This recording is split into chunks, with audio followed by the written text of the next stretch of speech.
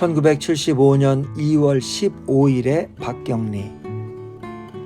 1975년 2월 15일은 낮 최고 기온이 영하 7도였다. 며칠째 퍼붓던 눈이 멈추고 날은 흐렸다. 흐린 날이 저물자 기온은 영하 12도 아래로 떨어졌다. 얼어붙은 거리에 북서풍이 불었고 그날 밤 서울 영등포구 고척동 영등포 교도소 앞거리에는 라면 껍질과 연탄재가 북서풍 속에서 회오르치면서 솟구치고 있었다. 1974년 7월 13일에 군사재판에서 긴급조치 4호 위반, 국가보안법 위반, 형법상의 내란죄로 사형 선고를 받고 무기징역으로 감형되었던 김지한은 1975년 2월 15일 밤 9시 40분께 형 집행정지로 영등포 교도소에서 출감했다. 나는 그날 아침 10시께부터 서울 영등포 교도소 정문 앞에서 김지아의 출감을 기다리고 있었는데 그것은 유신이 선포되던 1974년부터 신문기자의 업을 시작했던 나의 밥벌이였다. 춥고 어두운 겨울이었다. 희망이란 없었다. 이쪽 저쪽으로 나눌 수 있는 일은 아닐 테지만 사람들은 두 그룹으로 나뉘었다. 포기한 사람과 아직 포기하지 않은 사람이었다. 나는 아마도 포기한 사람 쪽에 속해 있었던 것 같다. 그때 나는 27의 청춘이었다. 포기하지 않은 사람들도 이 세상에 더 이상 희망이라는 것이 있지 않다는 것을 현실로 인정하고 있었다. 포기하지 않은 사람들은 존재하지 않는 것들, 존재하는 것이 불가능한 것들을 향해 필사적인 손짓을 보내고 있었다. 기자들은 스스로의 소망이나 지향성을 외칠 수 없었다. 그들은 이미 스스로 폐기처분해버린 소망과 지향성이 타인에 의하여 불붙여지기만을 기다리면서 그 기약 없는 겨울을 통과해 나가고 있었다. 그날 영등포 교도소 앞에는 대낮부터 기자들이 몰려들었다. 교도소 쪽은 김지아의 석방 시간을 예고하지 않았다. 또 예고했다 하더라도 정치범의 석방 시간에 관한 약속을 법무당국은 번번이 지키지 않았고 기자들을 따돌리기 위하여 출소자들을 새벽이나 심야에 교도소 뒷문으로 내보내는 경우가 허다하였으므로 기자들은 하루 종일 교도소 문을 지키고 있는 수밖에 없었다. 기자들은 교도소 앞 거리에서 나무 토막이나 종이 상자를 주워와 모닥불을 떼거나 혹은 인근 음식점에서 내다버린 구공탄재에 아직도 남아있는 불기 주변에 모여 언발을 녹여가면서 교도소 정문을 주시하고 있었다. 언제 교도소 문이 열리고 김지아가 나타날지 알 수 없었으므로 기자들은 저녁을 먹으러 갈 수도 없었다. 교도소 정문 앞은 텅 빈 벌판이었고 그 벌판 가장자리에 매우 더러운 몰골의 중국 음식점이 있었다. 우리는 수습기자 한 명을 그 음식점으로 보내 저녁밥을 배달시켰다. 나는 뜨거운 국물이 먹고 싶어서 짬뽕을 시켜달라고 했다. 기자들 대부분은 짜장면보다는 짬뽕을 주문했다. 그런데 배달되어 온 짬뽕 국물은 차게 식어 있었다. 우리는 내버린 연탄재 주변에 모여 그 차가운 짬뽕을 후루룩거리며 들이마셨다. 지방판 마감은 대체로 오후 6시였다. 김지아가 5시 30분 이전에 출감하지 않는다면 조간 기자들은 지방판을 포기할 수밖에 없었다. 조간 기자들은 교도소 안으로 전화를 걸어서 야, 풀어주려면 제발 지방판에 맞춰서 풀어줘라. 지방 독자들은 사람이 아니냐? 욕설을 퍼부어댔다. 교도소 측 답변은 출소자들에 대한 소장의 정신 훈화가 남아있고 또 교도소 담장 밖 분위기가 너무 과열되어 있어 출감 절차가 지연되고 있다는 것이었다. 결국 하루 종일 추위에 떨고 나서 지방판을 포기해버린 저녁에 우리들은 연탄재와 쓰레기 더미 속에서 살얼음이 잡혀오는 짬뽕 국물을 마시면서 김지아의 출감을 기다렸다. 그리고 그때 나는 보았다. 아마도 오후 5시 30분쯤이 아니었을까.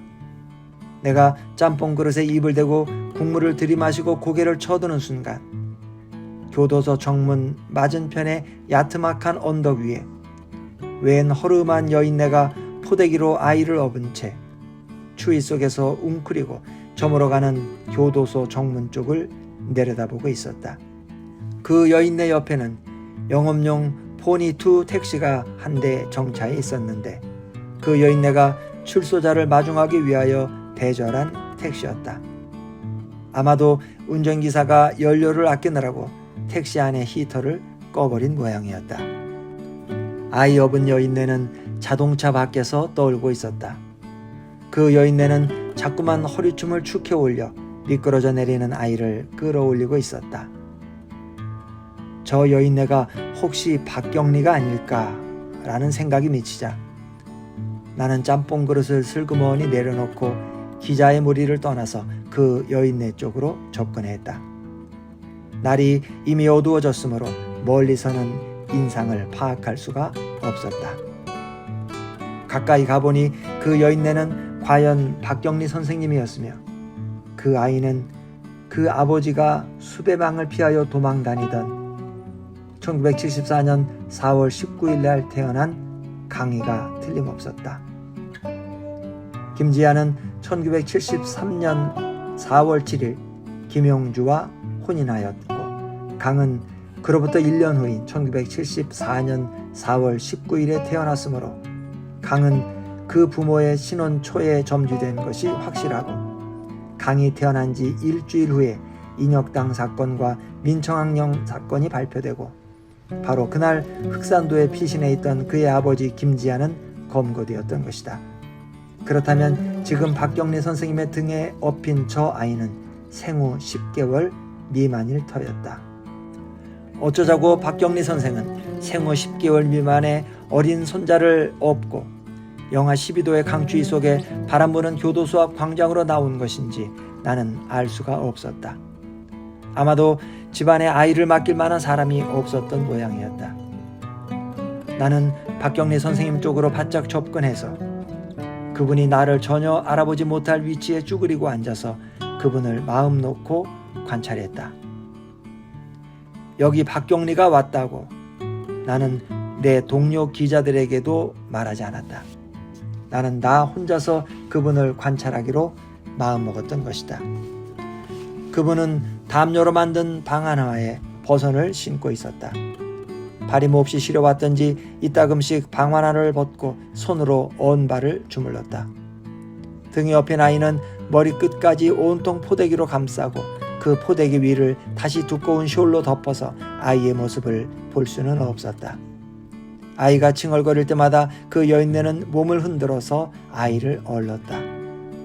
칭얼거리는 아이에게 그 여인네는 고개를 뒤로 돌려서 무엇라고 말을 하는 것 같았는데 그 말은 나에게까지는 들리지 않았다. 나는 그 여인네가 그때 아이에게 한 말을 들을 수 없어서 답답했다. 울지 마라, 네 아비 곧 나온다. 아마 이런 말이었을까. 그 여인네가 아기를 업은 포대기는 매우 낡아 있었다.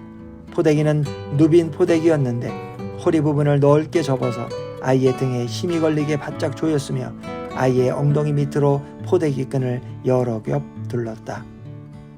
그래도 그 여인네의 야윈 몸으로부터 아이는 자꾸만 흘러내리는 것이어서 여인네는 자꾸만 몸을 추슬러 아이를 끌어올렸다. 아무도 그 여인네를 알아보는 사람은 없었고 그 여인네는 교도소 정문 앞에서 들끓는 그 어떤 사람과도 무관해 보였다.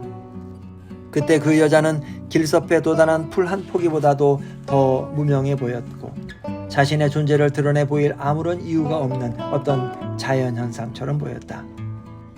그 여자는 다만 사위의 옥바라지를 나온 한 장모였으며 감옥에 간 사위의 핏덩이 아이를 키우는 팔자 사나운 무력한 할머니의 모습만으로 오직 그런 풀포기의 모습만으로 그 교도소 앞 언덕에서 북소풍에 시달리며 등에서 칭얼대는 아기를 어르고 있었다. 그런 그 여인네의 모습을 훔쳐보면서 나는 아무것도 생각하지 않기로 했다. 시대도 긴급조치도 국가보안법도 무슨 혐의도 성명서들도 군법회의도 김지하도 나는 아무것도 생각할 수가 없었다. 나는 다만 그 여인의 등에 매달린 아이가 발이 시려우면 안 될 텐데 그런 걱정만을 했다. 지방판 마감이고 유신 독재고 뭐고 간에 어서 빨리 저 여인네의 용무가 끝나서 그 아이가 할머니와 함께 집으로 돌아가 이 추운 언덕의 바람을 피해야 한다는 생각만을 했다. 그러자 내 마음속에서 나에게 없었던 따뜻한 것들, 정체를 알 수 없는 어떤 울음에 가까운 따뜻한 것들이 돋아나고 있음을 느꼈다. 그것이 무엇이었던가?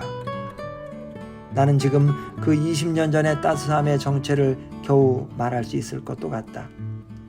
그것은 나에게 감염된 그 여인네의 모성이었으며 허름하고 남루한 그 풀포기 얻어 같은 무력과 무명의 모습이야말로 그 여인네의 힘의 모든 원천이었음을.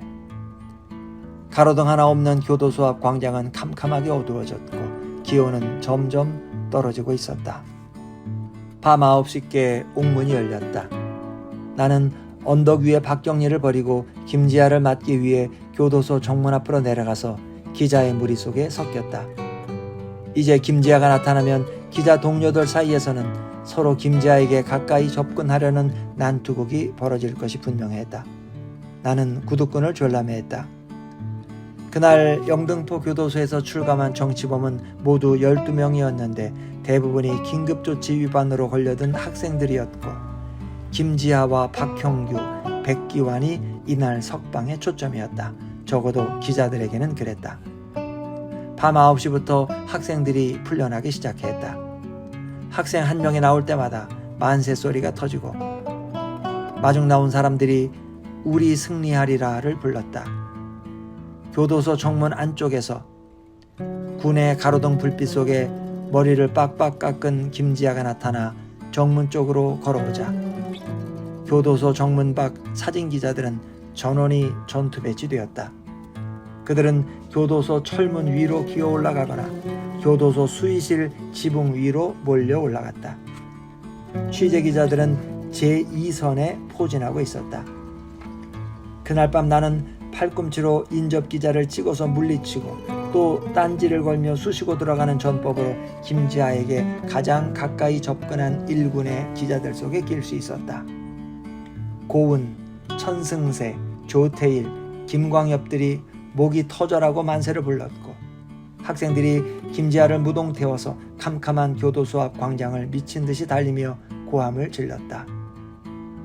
김지아는 그때 무동 위에서 기자들에게 나는 종신형을 받았다. 이제 풀려나니 세월이 미쳤는지 내가 미쳤는지 아니면 둘 다 미쳤는지 알 수 없다 라고 말했다. 이어서 그는 말했다. 내가 관련된 민청학년 사건은 순수한 민주구국투쟁이며 정정당당한 합법운동이다. 이제 참으로 끔찍스러운 사실이 낱낱이 공개될 것이다. 나는 부패한 정권, 무능한 권력과 끝끝내 싸우고 또 싸울 것이다. 나는 김지아에게 바짝 붙어서 취재를 하면서도 교도소 광장 건너 언덕의 어둠 속에 서 있는 그 아이업은 여인네 쪽으로 시선을 주었다.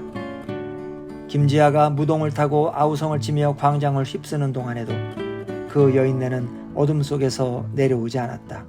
그 여인네는 다만 바라다 보고만 있을 뿐이었다. 김지아는 출감한 옥문 앞에서 장모를 만나지 않았다. 김지아는 장모의 안부를 물을 겨를이 없었던 모양이었다. 김지아는 무동을 타고 기세를 올린 후 그의 지지자 찬양자 무리가 미리 준비해 놓은 승용차에 올라타서 어둠 속으로 사라졌다. 그는 그날 밤 명동성당에서 하룻밤을 세웠다.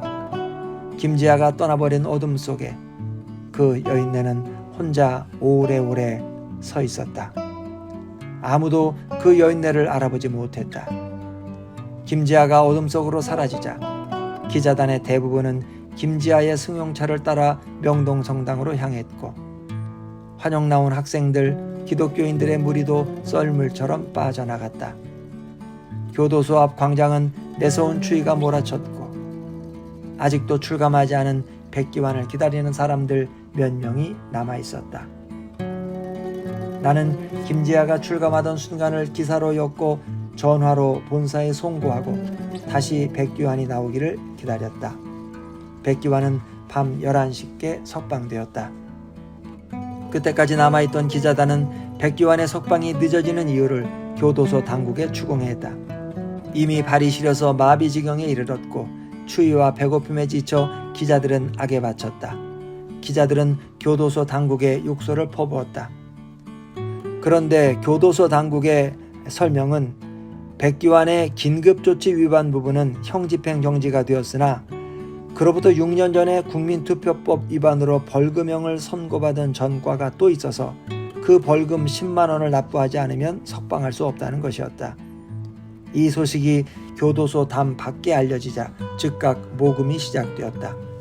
그러나 그때는 군중들, 기자와 학생들 대부분이 김지아를 뒤쫓아서 빠져나간 다음이었다. 사람이 없으니 모금이 될 리가 없었다.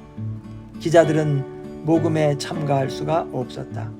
그것은 오해받을 수 있는 매우 위험한 일이었다. 나는 내 주머니 속에 들어있는 10,000원짜리 몇 장을 다만 만져볼 뿐 그 돈을 내놓지는 못했다. 그때 나는 또 박경리 선생님을 쳐다보았다. 그분은 10만 원에 얽힌 백기환의 사정을 어떻게 알았던 모양이다. 박경리 선생님은 어느새 언덕에서 내려와 교도소 정문 앞 광장에 있었다. 그분은 아이를 감싼 포대기에 앞서풀 뒤적거리더니 10,000원짜리 지폐 몇 장을 꺼냈다. 그러더니 가까이 있던 웬 대학생을 불렀다. 학생, 이 돈을 좀 보태시오 라고. 다만 그렇게 그분은 말했다. 그러고는 그분은 대절해온 택시에 몸을 실었다. 택시 안에서 그분은 등에 업었던 아이를 풀어서 무릎 위에서 재우고 있었다. 시간은 밤 12시에 임박하고 있었다. 10,000원짜리 몇 장을 내놓고 그분은 다만 잠든 어린애와 함께 어둠 속으로 사라졌다. 아무도 그분을 뒤쫓아가는 사람은 없었다. 그날 밤 나는 신문사로 돌아가 마지막 기사를 작성했다. 나는 박경리에 관해서는 한 줄도 쓰지 않았다. 나는 다만 백기환의 출감 모습만을 추가로 썼다. 나는 박경리에 관하여 쓸 수가 없었다. 나는 어쩐지 그것이 말해서는 안 될 일인 것만 같았다. 새벽 2시께 집으로 돌아왔다. 나는 잠자다 일어난 아내에게 그날의 박경리에 관해서 말해주었다. 아내는 울었다. 울면서 아기가 추웠겠네요 라고 말했다. 춥고 또 추운 겨울이었다.